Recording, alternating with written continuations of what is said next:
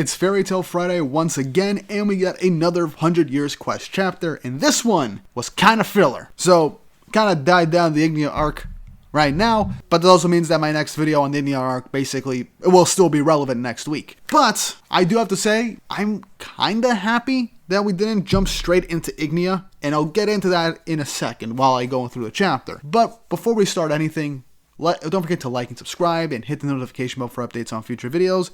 Really helps and it's just going to enjoy the content I make here on the channel. It shows you want to see more. I have been enjoying Fairy Tail. I like making these videos every week. And this chapter was a breather from the arc that just got finished up. And I'm going to get into that in a second. So, let's jump right into it. So before I jump into this chapter, let me just say, I'm kind of okay with us not jumping straight into Ignia. Now let me give my full reasoning for it. With the Vierness arc, a lot of us, or most of us, have kind of been disappointed with how it ended and how it was progressed. It wasn't the best arc in the world. There was definitely some highs, but there were a lot of lows and inconsistency. So I think instead of jumping right into the next hype arc, which is Ignia, giving us a filler chapter right here is a nice way to just die things down and give us a chance to breathe. And I'm kind of all for that, because if we just jump from one big arc to the next without any time to breathe or just give us time to catch our breath, then we'll feel burnt out. And I think this was a much needed breather chapter before we jump straight into Ignia, as that is the arc we're looking forward to the most. Though I do kind of hope that with the specific character we'll talk to about in this chapter, that he plays a role in the rest of the story, and not just because I have him on my bingo card. But with that little thing out of the way, let's jump into chapter 154 of 100 Years Quest, which is titled The Cobra. And the cover image is Kinina and Cobra just having fun in the night sky. Now, I like Cobra, and this is a Cobra-focused chapter, so this did make me very happy. I'm gonna more or less paraphrase this chapter, because it's just a bunch of fun moments with Cobra and Kinina, and just the rest of the characters that we see. So let's just get the brief introduction out of the way, as we're in Magnolia once more, in a tiny little apartment.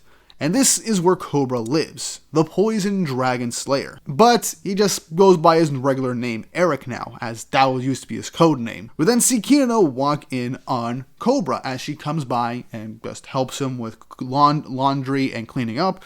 And she is his fiancée, which is actually pretty nice. I do kind of like that these two are officially together now. And I just found their interactions post, the 7-year time skip and all, kind of cute, and I did kind of want them to end up together at the end, because it just felt right at the end. And also a bit of a refresher as the fact that Kinina was cursed to be a serpent, a flying serpent that Eric used as a partner and he flew around on. But sometime after the Arashion Caesarch, she was found by Makarov and the curse on her was lifted and she became a regular girl, and she's been in Fairy Tail ever since. And I like how they brought up the fact that Cobra isn't allowed to read people's minds, which, yeah, Cobra can read or listen to people's minds, which is some nice ability that he has picked up over the years. And it's what made him a pretty difficult person for Natsu and Ursa to fight at first. And it's like the two of them just having a casual conversation over the fact that she was Cubelios, and she doesn't really remember anything from that time, and Cobra's like, man, I'm really glad you don't.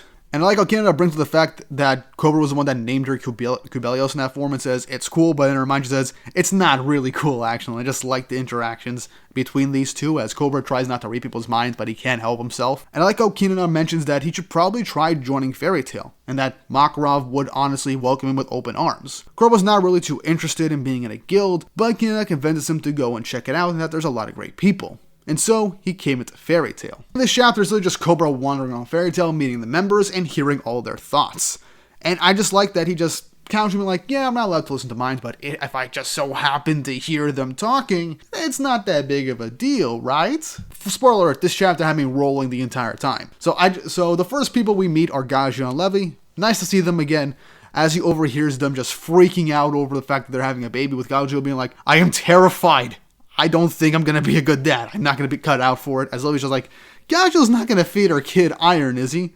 With Lily just being off on the side being like, maybe I'll just go buy some kiwis on my way home. We then cut to Juvia and Kana as the two of them are just having drinks and talking, as Cobra overhears them, and literally it's just Juvia thinking about Gray and Kana thinking about booze. Honestly, this checks out. I would honestly be more shocked if this wasn't on their minds constantly. But yeah, had me rolling. We got Jet and Droy as they're basically jealous over Levy and Gagio being together and having a kid. The thing that's going on in the background. Move on already, guys. You've had your chance. She never looked at you that way. Move on. Cobra comes to Mako and Romeo as they're just hanging out.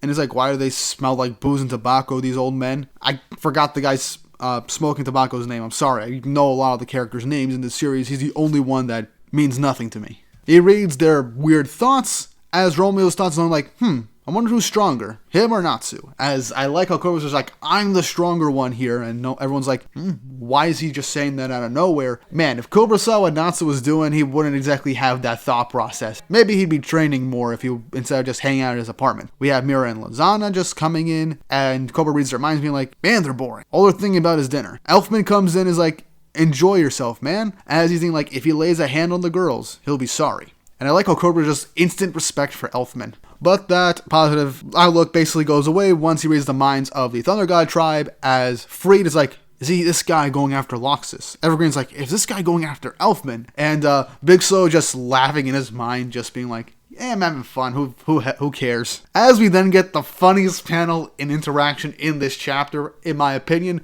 Loxus just looks threateningly down at Cobra. And he's like, hey, you were with us when we fought Acnologia, right? And in his mind, Loxus is like, I could kill this guy in 10 seconds. No, I can do it in 5. And it just says, nice to meet you. And Cobra's the most disturbed by Loxus as a whole. This is freaking hilarious, man. First real in-depth look at Loxus' mind. And he looks over to the guy that he fought alongside Acnologia with. He's like, I'm not impressed. I can take this guy out in like a second, man. I don't know why. I love Loxus and all, but this just had me rolling. Before Cobra can catch his breath, somebody talks to him in his mind. Says, oh my. Looks like there's someone having fun reading people's mind. And this shocks Cobra. It's like, wait, did somebody pick up on it? Do they know about my powers? Is it the Master? Which Makarov, he's just off in the background. He had no interaction with Cobra whatsoever, which honestly I would have looked forward to their interaction. That probably would have been pretty fun, maybe wholesome, but maybe that's for another time. As we then see the person communicating telepathically with Cobra is the only other person with telepathy in this series, Warren. As they're interacting telepathically and having a conversation. And I like how Cobra's not just picking up on Warren's telepathy, but he's hearing everybody else's thoughts right now. As Cobra's just laughing to himself, he's like, hey man, you can't hear what other people are thinking, right? And Warren's like, yeah, so what? I can hear your thoughts though. As he just gets all smug and says, they're leaking out all over the place. You're so sloppy. As Cobra is just incredibly embarrassed as Warren just starts to talk about dirty secrets, like the stuff that he likes about Kinana, and Cobra getting all flustered telling him to stop, with Warren having the most sinister looking grin on his face. As we cut to later with Cobra and Kinana seemingly back at the apartment, as Cobra's like, look, I ain't joining that guild, as he just thinks like Warren was way scarier than Loxus and Urza, with the final panel just being Warren just looking smugly.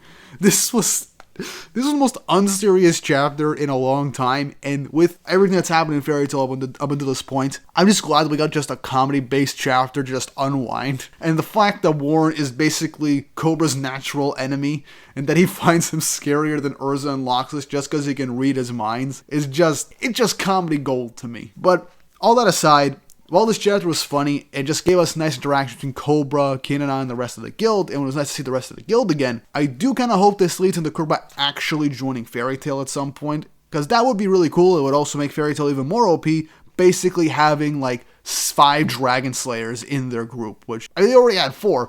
Why not add a 5th?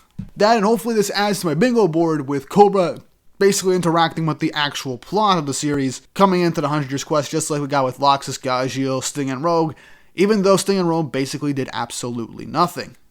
I'm still salty about that, man. But this chapter was nice to unwind and gave us a nice laugh. So next chapter we'll probably jump back right into the story and things will pick up from there. So a nice way to unwind and give us a chance to catch our breath. But I talked your ear off about this comedic chapter that has no real plot relevance.